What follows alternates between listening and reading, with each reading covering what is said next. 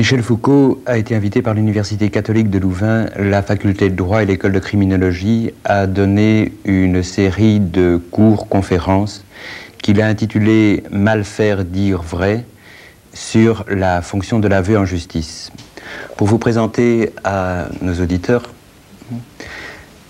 je souhaiterais vous poser un certain nombre de questions. Bien sûr, vous êtes très connu, vous donnez cours au Collège de France, vous avez publié une série d'ouvrages, depuis l'histoire de la folie, naissance de la clinique, les mots et les choses, l'ordre du discours, l'archéologie du savoir, surveiller et punir, et vous êtes en train d'écrire une histoire de la sexualité. Ces ouvrages sont pour la plupart connus, certains plus que d'autres. Certains ont suscité des débats parfois passionnés. Mais il me semblerait intéressant que vous puissiez nous dire un peu comment vous avez cheminé à travers une série de problématiques, une série de questions. Pourquoi vous vous êtes intéressé à l'histoire de la psychiatrie, à l'histoire de la médecine, à la prison, maintenant à l'histoire de la sexualité. Pourquoi aujourd'hui vous semblez vous intéresser à l'histoire du droit? Quel a été au fond votre itinéraire? Qu'est-ce qui a été le fil conducteur de votre réflexion? S'il est possible de répondre à une telle question. Oui, c'est une question difficile que vous me posez. Bon, parce que le fil conducteur, on ne peut guère le dégager qu'une fois qu'on a été conduit au terme dernier, c'est-à-dire au moment où on va cesser d'écrire. Et puis, vous savez, je ne me considère absolument pas ni comme un écrivain, ni comme un prophète. Je travaille, c'est vrai, en grande partie, souvent, au gré de circonstances, de sollicitations extérieures, de conjonctures diverses. Et je n'ai pas du tout l'intention de faire la loi. Et il me semble que s'il y a dans ce que je fais une certaine cohérence, elle est peut-être plus liée à une situation qui nous appartient à tous les uns et aux autres, dans laquelle nous sommes tous pris, plus qu'à une, si vous voulez, une intuition fondamentale ou à une pensée systématique. C'est vrai, si vous voulez, que, me semble, que la philosophie moderne, peut-être depuis le jour où Kant a posé la question Was ist Aufklärung, c'est-à-dire qu'est-ce que c'est que notre actualité, qu'est-ce qui se passe autour de nous, qu'est-ce que c'est que notre présent. Il me semble que la philosophie a acquis là une dimension où que s'est ouverte pour elle une certaine tâche qu'elle avait ignorée ou qui n'existait pas pour elle auparavant, et qui est de dire qui nous sommes, de dire qu'est-ce qu'est notre présent, qu'est-ce que c'est que ça aujourd'hui. C'est évidemment une question qui n'aurait pas eu de sens pour Descartes. C'est une question qui commence à avoir du sens pour Kant, quand il se demande ce que c'est que la Aufklärung, et c'est une question qui est en un sens la question de Hegel. Qu'est-ce que c'est que le maintenant? Oui. C'est la question aussi de Nietzsche. Bon, et je pense que la philosophie, parmi différentes fonctions qu'elle peut et qu'elle doit avoir, a aussi celle-là, de s'interroger sur ce que nous sommes dans notre présent et de notre actualité. Je dirais que c'est en un sens autour de cela que je pose la question, et dans cette mesure, eh bien, je suis nietzschéen ou hegelien ou kantien, par ce côté-là. Bon, comment est-ce que je suis venu alors à poser ce genre-là de questions? Bon, pour faire deux mots sur l'histoire de notre vie intellectuelle aux uns et aux autres, disons dans l'Europe occidentale après la guerre, on pourrait dire ceci, c'est qu'on disposait, vers les années 1950, d'une part, d'une perspective, d'un mode d'analyse qui était très profondément inspiré par les phénoménologies, qui était en un sens à ce moment-là une philosophie, je dirais, dominante. Dominante, je ne mets aucune péjoration dans ce mot-là, je ne veux pas dire qu'il y avait dictature ou despotisme de ce mode-là de pensée, mais dans l'Europe occidentale, en particulier en France, la phénoménologie était était un style général d'analyse. Bon, c'est un style d'analyse qui revendiquait comme l'une de ses tâches fondamentales l'analyse du concret. Bon, et il est très certain que de ce point de vue-là, on pouvait rester un petit peu insatisfait dans la mesure où le concret auquel se référait la phénoménologie, ce concret était, comment dire, un petit peu académique et universitaire. Vous aviez des objets privilégiés. de la description phénoménologique, qui était ou l'expérience vécue, ou la perception d'un arbre à travers la fenêtre du bureau. Enfin, je suis un peu sévère, mais le champ d'objet que la phénoménologie parcourait était, je dirais, un peu prédéterminé par une tradition philosophique et universitaire qu'il valait peut-être la peine un petit peu d'ouvrir. Bon. Deuxièmement, autre forme de pensée dominante, importante, c'est évidemment le marxisme, qui lui se référait à tout un domaine d'analyse historique sur lequel, en un sens, il faisait l'impasse. C'est-à-dire, autant la lecture des textes de Marx, l'analyse des concepts de Marx était une tâche importante, autant les contenus historiques, le savoir historique auquel ces concepts devaient se rapporter, et pour lesquels ils devaient être opératoires, ces domaines historiques étaient un petit peu laissés pour compte, ou en tout cas le marxisme, enfin, une histoire marxiste concrète n'était pas en France du moins très développée. Puis il y avait un troisième courant qui était en France très spécialement développé, qui était l'histoire des sciences, avec des gens comme Bachelard, Jean Guilhem, etc., Cavaillès avant-guerre, et qui était le problème de savoir est-ce qu'il y a une historicité de la raison et est-ce qu'on peut faire l'histoire de la vérité.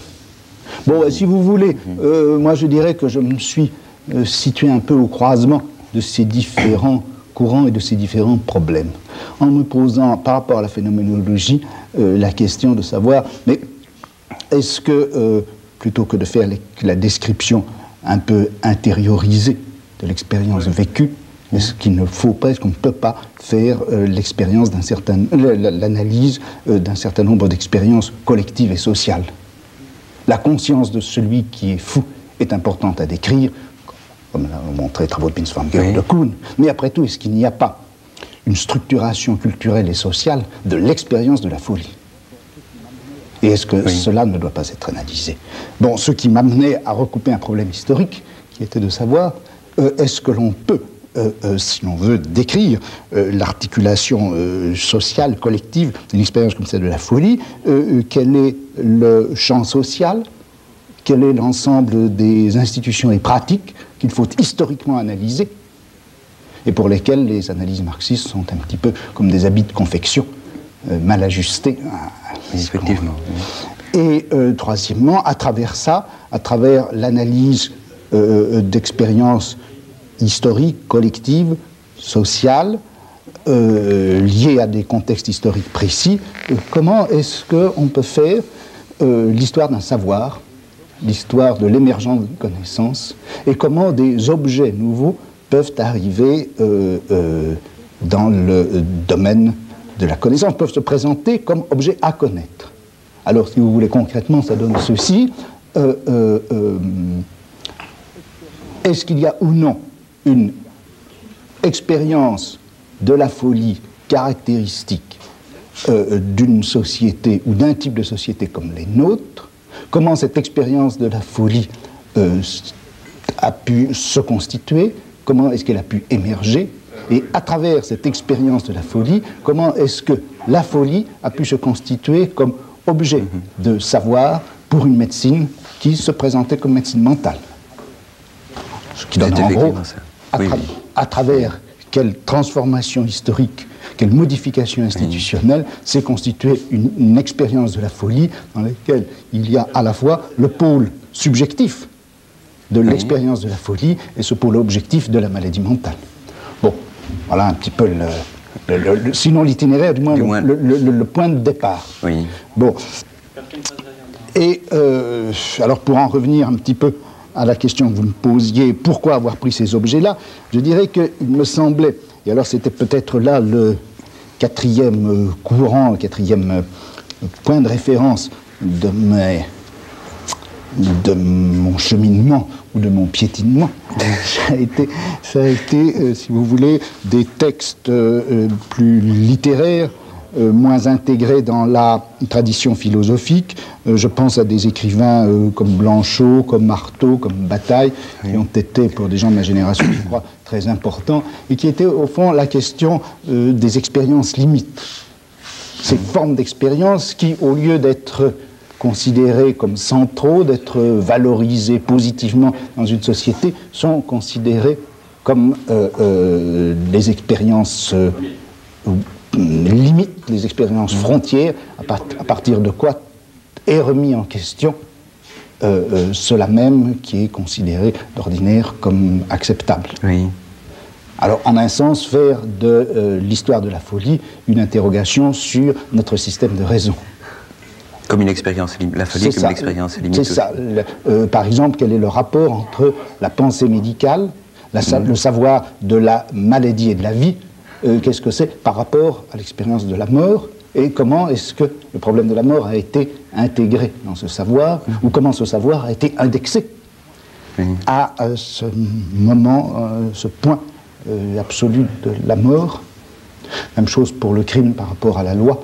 Au lieu d'interroger la loi elle-même, et qu'est-ce qui peut fonder la loi, prendre le crime comme le point de rupture par rapport au système.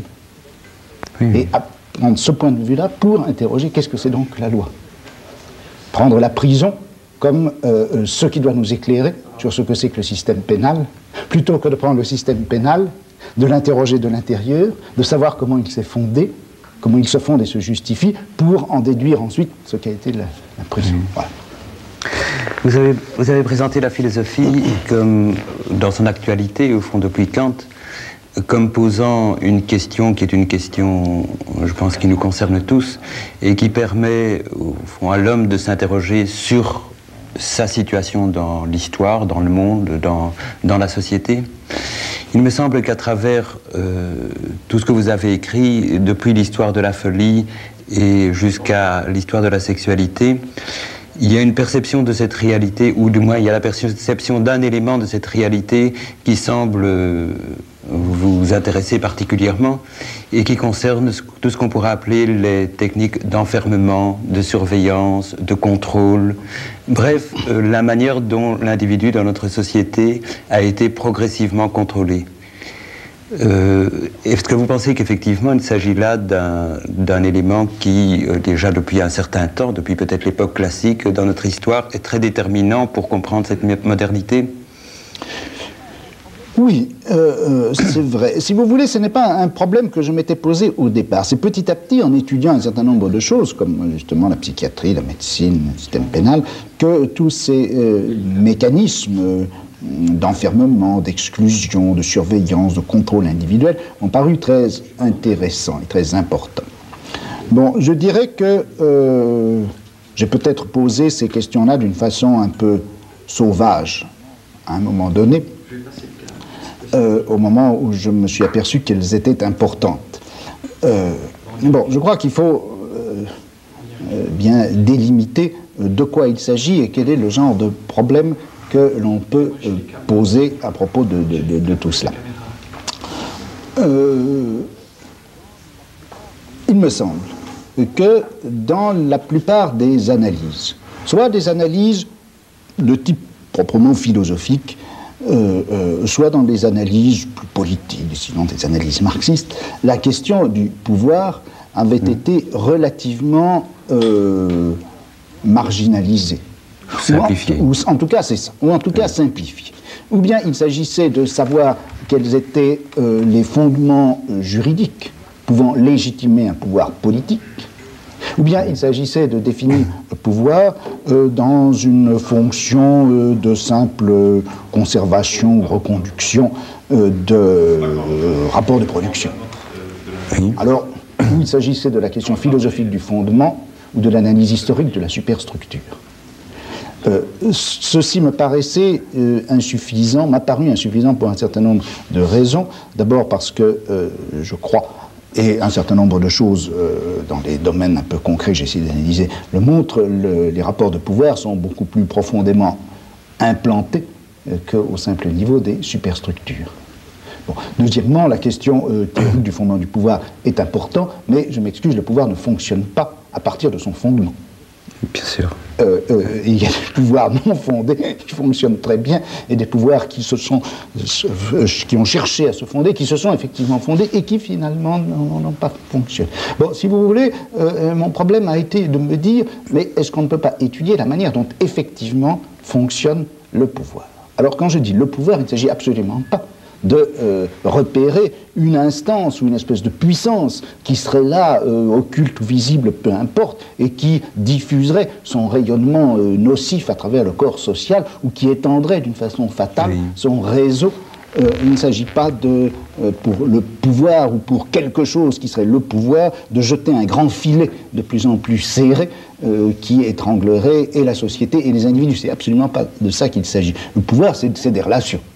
Le pouvoir, ce n'est pas une chose. Une relation entre deux individus et une relation qui est telle que l'un peut conduire la conduite d'un autre, ou déterminer la conduite d'un autre, la déterminer volontairement en fonction d'un certain nombre d'objectifs qui sont les siens.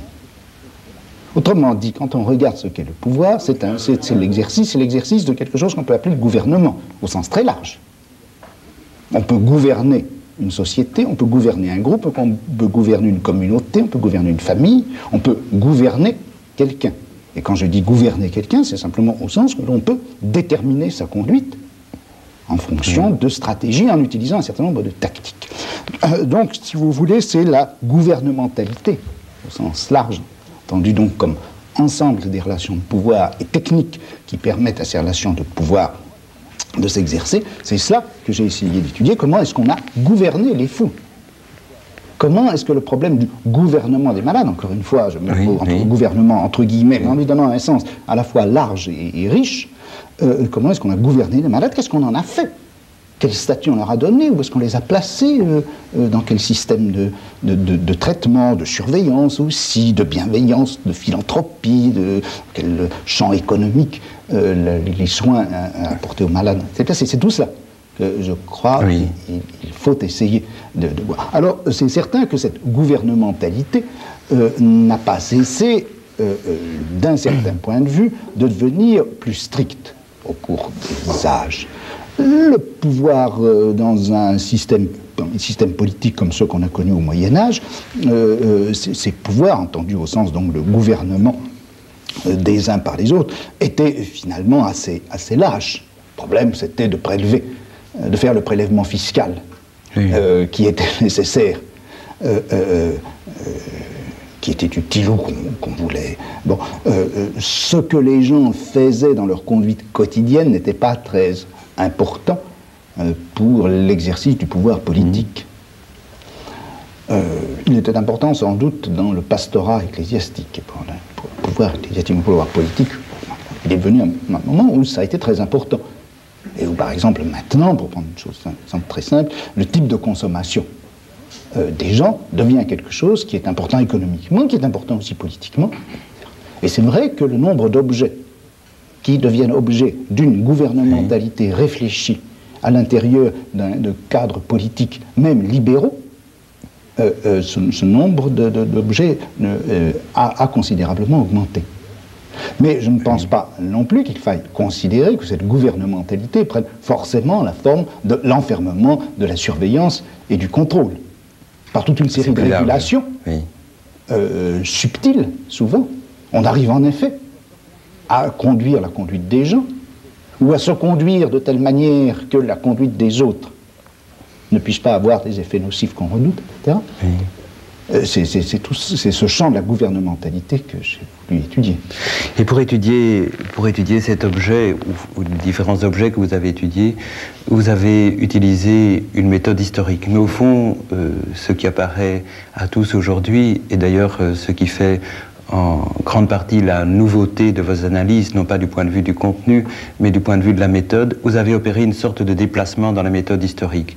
C'est-à-dire, ce n'est plus une histoire de la science, ce n'est plus une épistémologie, ce n'est plus une histoire des idéologies, ce n'est même pas une histoire des institutions. On a l'impression que c'est tout cela en même temps, mais que, au fond, pour penser par exemple le travail de la psychiatrie ou ce que font aujourd'hui les criminologues, puisque ce sont les criminologues qui vous ont appelé ici, ou pour penser des institutions comme la prison ou les asiles, etc. Vous avez dû transformer profondément la manière dont on concevait l'histoire. Est-ce que, par exemple, l'opposition entre savoir et science qui apparaît dans votre œuvre, et principalement dans un certain nombre d'écrits plus méthodologiques, est-ce qu'elle vous semble très importante du point de vue de ce genre d'histoire que vous nous proposez? Bon, je crois en effet que le type d'histoire que je fais porte un certain nombre de marques ou de handicaps, comme vous voudrez. D'abord, la chose que je voudrais dire, c'est que, bon, encore une fois, la question dont je parle, c'est qu'est-ce que nous sommes et qu'est-ce que nous sommes aujourd'hui, et qu'est-ce que c'est que cet instant qui est le nôtre. Donc, si vous voulez, c'est une histoire qui part bien de cette actualité. Deuxième chose, c'est que, en essayant de poser des problèmes concrets, je pars forcément, et ce qui me paraît intéressant, c'est de choisir comme domaine des points qui sont particulièrement fragiles ou sensibles dans l'actualité. C'est-à-dire que je ne concevrai guère une histoire, si vous voulez, qui soit proprement spéculative, et dont le champ ne soit pas déterminé par quelque chose qui se passe actuellement. Alors, tout l'intérêt, tout ce qu'il y a c'est non pas bien sûr de suivre ce qui se passe, et de suivre, comme on dit, la mode. Par exemple, une fois qu'on a écrit 10 bouquins, très bons d'ailleurs, sur la mort, on ne va pas en écrire un 11e sous prétexte que c'est la question actuelle. Il s'agit de... Bien sûr. Le jeu, c'est d'essayer de détecter, parmi les choses dont on n'a pas encore parlé, quelles sont celles qui, actuellement, présentent, montrent, donnent quelques indices plus ou moins diffus de fragilité dans notre système de pensée, dans notre mode de réflexion, dans notre pratique. Il y avait, si vous voulez, vers les années 55, quand je travaillais dans des hôpitaux psychiatriques, il y avait une espèce de crise latente, quelque chose dont on sentait bien que ça s'écaillait. Et on n'en avait pas encore beaucoup parlé. Mais pourtant, ça se vivait assez intensément. La meilleure preuve que ça se vivait, c'est que, à côté, en Angleterre, et sans qu'on n'ait eu jamais aucun rapport les uns avec les autres, des gens comme Laing et Cooper, eux aussi, se battaient avec le même problème. Donc c'est une histoire qui se réfère toujours à une actualité. Même chose pour le problème de la médecine. C'est vrai que la question du pouvoir médical, ou en tout cas du champ institutionnel à l'intérieur duquel le savoir médical fonctionne, était une question qui commençait à se poser, qui était même assez largement posée vers les années 60, qui n'est entrée dans le domaine public qu'après 1968.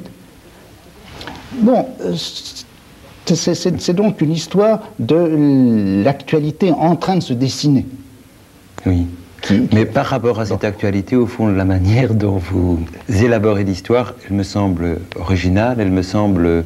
Est-ce qu'elle est, au fond, elle est réglée par l'objet même que vous analysez? C'est en raison de ces problèmes que vous percevez comme étant fragiles ou comme étant des problèmes clés dans notre société que vous êtes amené à en refaire l'histoire, pour les éclairer bien sûr, mais à en refaire l'histoire d'une manière spécifique?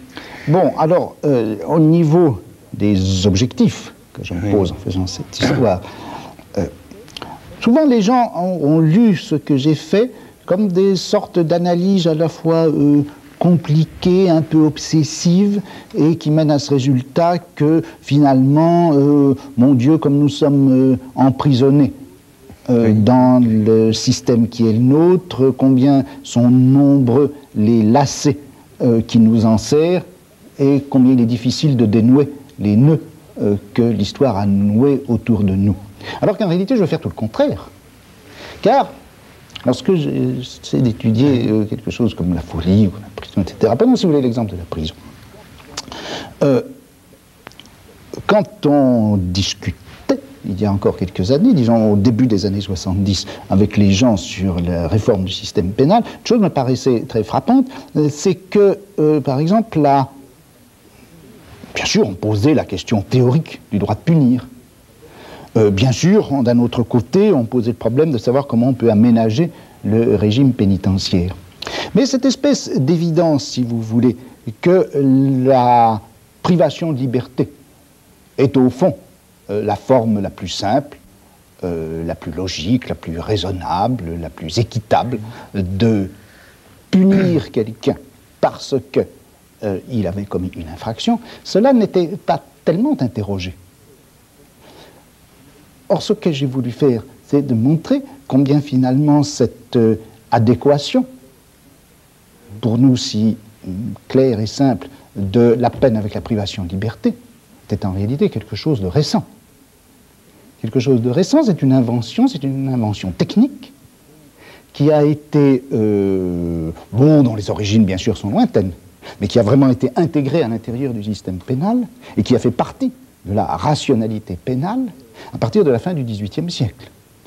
Et j'ai essayé d'interroger les raisons pour lesquelles la prison était ainsi devenue une sorte d'évidence dans notre système pénal. Il s'agit donc de rendre les choses plus fragiles par cette analyse historique, ou plutôt de montrer à la fois pourquoi et comment les choses ont pu se constituer ainsi, mais montrer en même temps qu'ils se sont constitués à travers une histoire précise. Il faut donc montrer et la logique des choses, ou si vous voulez, la logique des stratégies à l'intérieur desquelles les choses se sont produites, et montrer que ce ne sont pourtant que des stratégies, et que du coup, en changeant un certain nombre de choses, en changeant de stratégie, en prenant les choses autrement, du coup, ce qui nous paraissait évident ne l'est pas. Notre rapport à la folie, c'est un rapport qui est historiquement constitué. Et du moment qu'il est historiquement constitué, il peut être politiquement détruit. Ou, je dis politiquement, en donnant au mot politique un sens très large.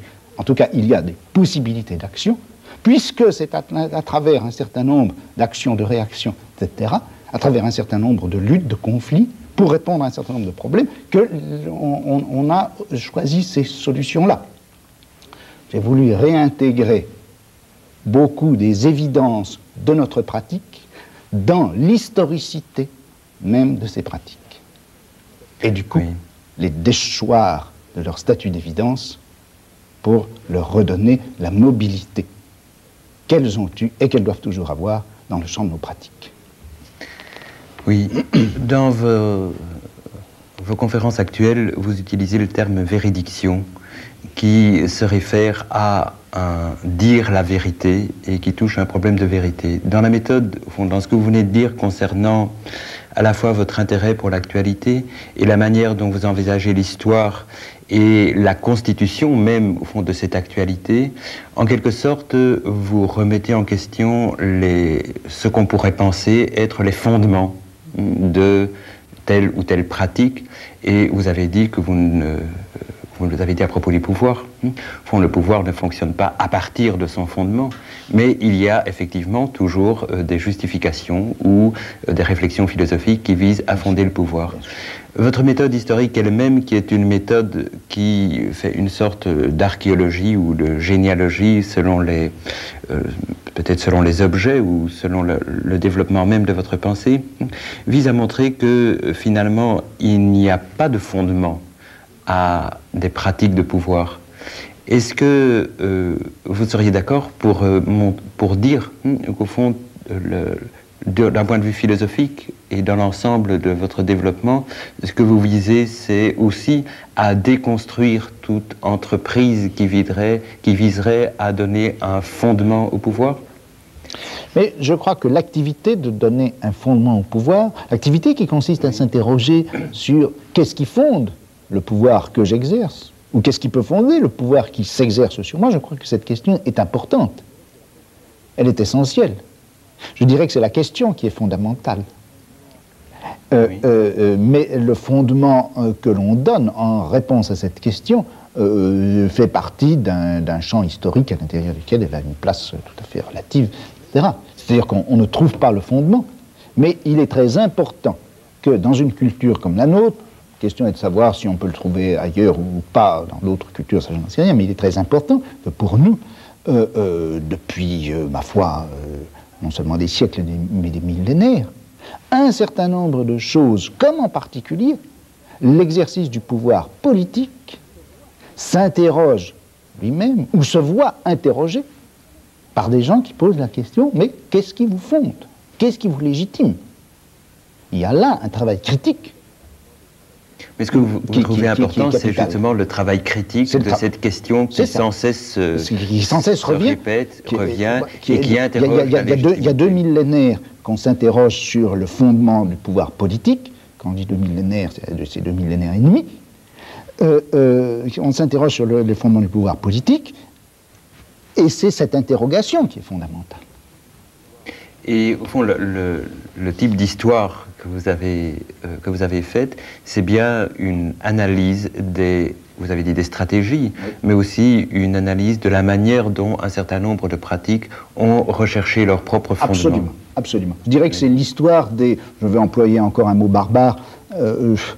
Mais les mots ne sont barbares que lorsqu'ils ne disent pas bien clairement ce qu'ils veulent dire, si bien que beaucoup de mots familiers sont barbares, parce qu'ils disent beaucoup de choses à la fois ou qu'ils ne disent rien. Et qu'en revanche, certains mots techniques, bizarrement construits, ne sont pas barbares, s'ils disent à peu près clairement ce qu'ils veulent dire. Je dirais que je fais l'histoire des problématisations, c'est-à-dire l'histoire de la manière dont les choses font problème. Comment et pourquoi, et sur quel mode particulier, la folie a-t-elle fait problème dans le monde moderne? Et pourquoi est-ce que c'est devenu un problème important? Un problème tellement important qu'un certain nombre de choses, par exemple comme la psychanalyse, qui Dieu sait a diffusé à travers toute notre culture, c'est même partie d'un problème qui était un problème absolument intérieur au rapport que l'on pouvait avoir avec la folie. Bon, c'est l'histoire de ces problèmes. Sur quel mode nouveau, la maladie qui évidemment a toujours fait problème, mais il y a eu un mode nouveau de problématisation de la maladie, me semble-t-il, à partir du XVIIIe, du XIXe siècle. Alors ce n'est pas en effet ni l'histoire des théories, ni l'histoire des idéologies, ni même l'histoire des mentalités qui m'intéresse. C'est l'histoire des problèmes, c'est si vous voulez la généalogie des problèmes qui m'intéresse. Pourquoi un problème et pourquoi tel type de problème, pourquoi tel mode de problématisation apparaît à un certain moment à propos d'un domaine, par exemple à propos de la sexualité. Bon, j'ai mis très longtemps à commencer à percevoir comment on pouvait répondre à cela. Quel a été le nouveau problème, voyez-vous, à propos de la sexualité, c'est pas tellement de savoir, de répéter indéfiniment la question, voyons, est-ce que c'est le christianisme, ou est-ce que c'est la bourgeoisie, ou est-ce que c'est l'industrialisation qui a amené la répression de la sexualité? La répression de la sexualité, elle n'est intéressante que dans la mesure où, d'une part, elle fait souffrir un certain nombre de gens, encore actuellement, elle est intéressante d'autre part, parce qu'elle a toujours pris des formes diverses, mais ayant toujours existé. Ce qui me paraît un truc important à faire apparaître, c'est comment et pourquoi ce rapport à la sexualité, ou ce rapport à nos comportements sexuels, ont fait problème, et sous quelle forme est-ce qu'ils ont fait problème, car ils ont toujours fait problème. Mais il est certain qu'ils n'ont pas fait problème de la même façon chez les Grecs du IVe siècle avant Jésus-Christ, chez les chrétiens du IIIe, IVe siècle, ou XVIe ou XVIIe, ou maintenant, etc. C'est cette histoire des problématisations. Alors comment, dans les pratiques humaines, il y a un moment où, en quelque sorte, les évidences se brouillent, les lumières s'éteignent, le soir se fait, et où les gens commencent à s'apercevoir qu'ils agissent à l'aveugle, et que par conséquent, il faut une nouvelle lumière. Il faut une nouvelle lumière, il faut un nouvel éclairage, et il faut de nouvelles règles de comportement. Et alors, là, voilà qu'un objet apparaît. Un objet qui apparaît comme problème. Voilà. Oui. Je voudrais vous poser une dernière question. Vous avez été invité par la faculté de droit et vous semblez vous intéresser particulièrement maintenant au droit et aux phénomènes juridiques. Est-ce que vous pourriez expliquer brièvement, au fond, d'où vient cet intérêt pour le droit et ce que vous espérez en retirer? Écoutez, je crois que je me suis toujours un peu intéressé au droit, comme un laïc. Je ne suis pas un spécialiste du droit, je ne suis pas un juriste. Mais aussi bien à propos de la folie qu'à propos du crime, de la prison, j'ai rencontré le problème du droit, le problème de la loi. Et la question que j'ai toujours posée, c'était de savoir comment les technologies de gouvernement, comment ces rapports de pouvoir, entendus au sens où nous l'avons dit tout à l'heure, comment tout cela pouvait prendre forme à l'intérieur d'une société qui prétend fonctionner au droit et qui, pour une part au moins, fonctionne au droit. Alors ce sont les liens, les rapports de cause à conséquence, les conflits aussi, les oppositions, les irréductibilités entre ce fonctionnement du droit et cette technologie du pouvoir. C'est ça qui me paraît que je voudrais étudier, et il me semble que interroger les institutions juridiques, interroger le discours et la pratique du droit à partir de ces technologies de pouvoir peut présenter un certain intérêt, non pas du tout au sens que ça bouleverserait entièrement et l'histoire et la théorie du droit, mais il me semble que ça peut jeter une certaine lumière sur certains aspects assez importants de la pratique et de la théorie judiciaire, ainsi interroger le système pénal moderne à partir de la pratique punitive, de la pratique corrective, à partir de toutes ces technologies par lesquelles on a voulu modeler, modifier, etc., l'individu criminel. Il me semble que ça permet sans doute de faire apparaître un certain nombre de choses. Donc si vous voulez, je croise sans cesse le droit, sans le prendre comme objet particulier, et si Dieu me prête vie, après la folie, la maladie, le crime, la sexualité, la dernière chose que je voudrais étudier, ce serait le problème de la guerre et de l'institution de la guerre dans ce qu'on pourrait appeler la dimension militaire de la société. Et là encore, j'aurais à croiser le problème du droit, aussi bien sous la forme de droit des gens, droit international, etc., que aussi le problème de la justice militaire, etc. Enfin, qu'est-ce qui fait qu'une nation peut demander à quelqu'un de mourir pour elle? Eh bien, nous espérons tous que Dieu vous prêtera vie pour pouvoir continuer à lire vos histoires, ces histoires multiples qui nous ont tant enrichis. Je vous remercie.